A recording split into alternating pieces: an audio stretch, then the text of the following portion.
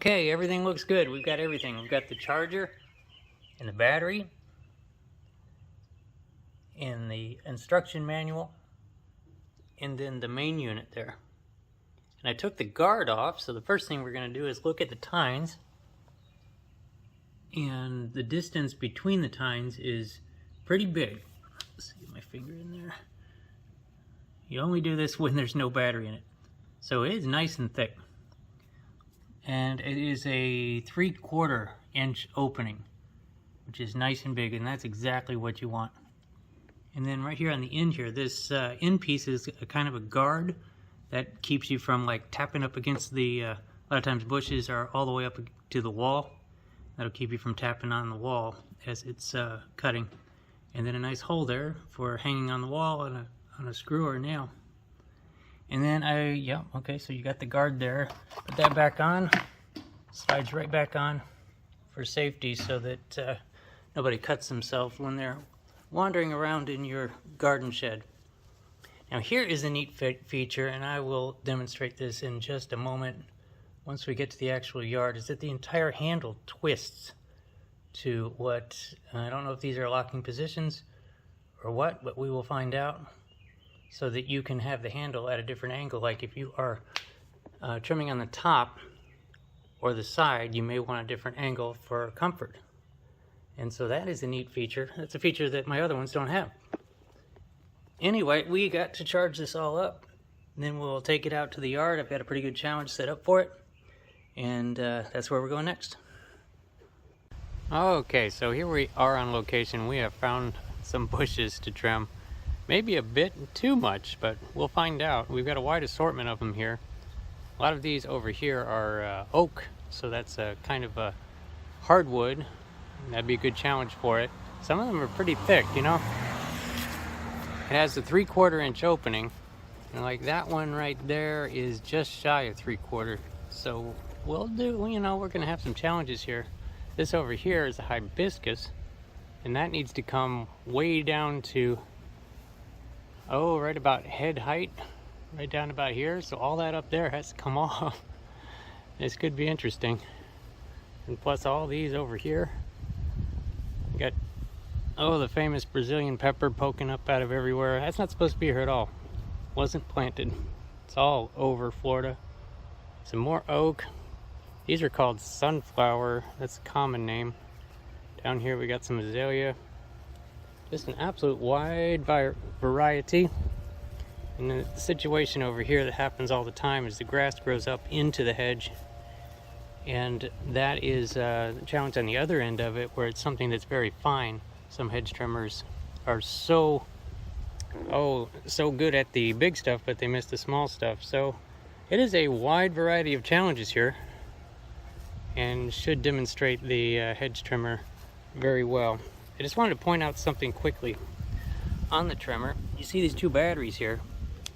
Now the one on the left is the one that came with it. They are both 20 volt. This one over here is one that came with a Powersmart circular saw that we got. And it is a 4 amp hour battery, and the one that came with the hedge trimmer is a 2 amp hour battery. As you can see, it's smaller. And I'm sure they did that just to keep the hedge trimmer light. But something that I noticed is that the larger 4 amp hour one has exactly the same setup, and it will plug in there as well. So it's one of those crossover things where you can use the battery from another Powersmart product, as long as it's I imagine it's set up on the connections to where you can't put the wrong voltage in. But for longer battery life, you can use one of the larger ones if you happen to have one. So anyway, I want to show the way the handle twists here. So I'll do that next. Okay, so as I was mentioning before, I was wondering if these were presets, like they locked in, or if you could go anywhere in between. But they are preset, they lock in. Listen for the click here. There. But they are on, and so this is the type of thing where if you're going to be trimming the side of something, this might feel more comfortable to be going up that way. But if you're on the other side, or you're left-handed or right-handed or whatever you want to do, it is graduated on the other side as well. Just wanted to point that out, is that you can twist it the other way also. Probably not even on the screen because I can't see the screen, but you know, basically like that. Click and click. I don't know exactly, I've never had one that does that, so I don't know exactly when I'll be using that, so just watch for it when I'm doing this. Okay, so I'm starting off with the smaller battery, the one that ships with it, so that I can properly show how it will do the way it ships. And we'll see if, I don't think it's actually going to make it through all this, so I have the other batteries to make sure we finish the project. Now I'm going to start over here with this kind of a grass test coming up through the hedge, and there's some vines growing through there as well. And we will just work our way that way, and you'll be able to see what progress I'm making as I go. And I'm not going to film it all, so I'll just be kind of showing you the highlights all the way through.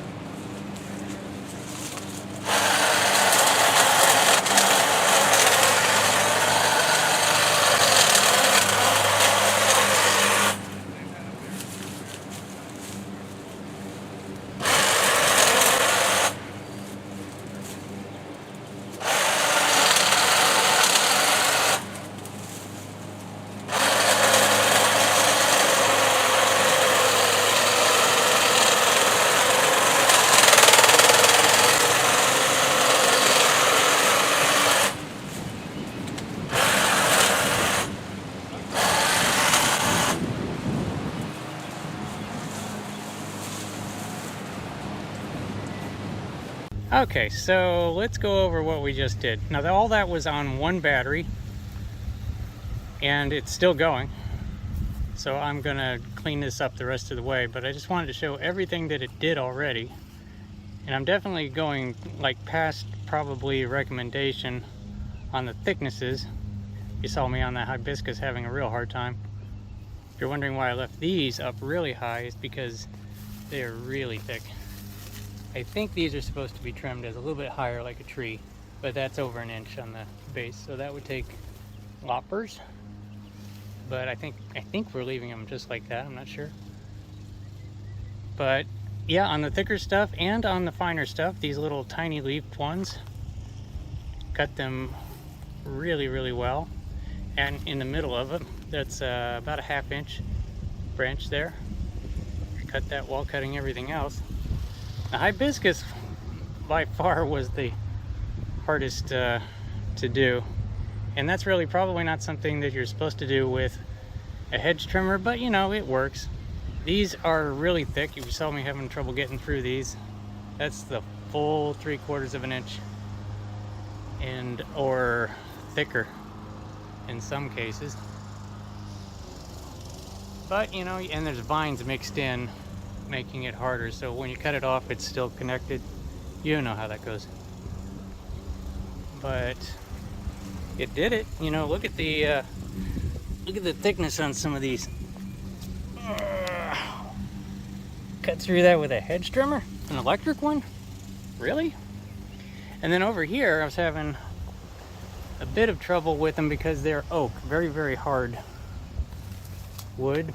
And if you remember the one that I pointed to in the beginning here, here it is right here, cut right through it, 3/4 of an inch. It's a bit of a rough cut, but it did do it.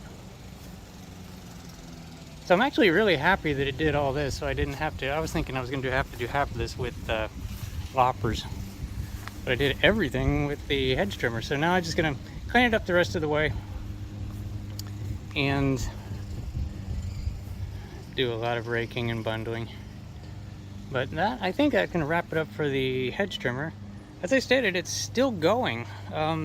This particular battery doesn't have a meter on it, so I can't press the button and see how much is left, but it's not even slowing down yet. I don't know how long I was running it, but I was running it really hard the whole time, and it was no problem. Never went to the larger battery at all. It was all on the battery that came with it. So gosh, if it will do all this, that is good enough on one charge. And if it's not enough and you only have the one battery, just, you know, wait a half hour for it to charge up again. And that will wrap it up. And I'm telling you, this is a very good hedge trimmer. Very happy to have it. And I will have the links to go get one if you want one. And I think you want one. You should go get one. That wraps it up. Thanks for watching, everybody. And y'all have a good day.